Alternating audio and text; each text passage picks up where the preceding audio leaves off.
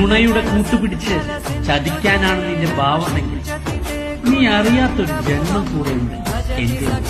ചതിക്കോ നിയമങ്ങൾക്കോ നിയമവ്യവസ്ഥകൾക്കോ നിന്നെ വിട്ടുകൊടുക്കുക ഈ മണ്ണിനായി. എന്നെ സേവിക്കുന്നവരെ വേദനിപ്പിച്ചു. നീ അറിയും ചാത്തൻ ആരാണ്. നിന്നെ ചേർത്ത് പിടിച്ചിരിക്കുന്നത് ഈ ചാത്തന്റെ കൈകളാണ്. നീ ഒരിക്കലും ഒന്നിനെയും ഭയക്കണം.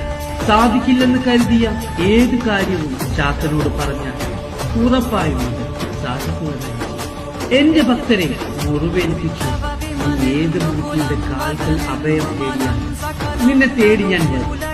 ഇത് ചാത്തന്റെ വാക്ക്.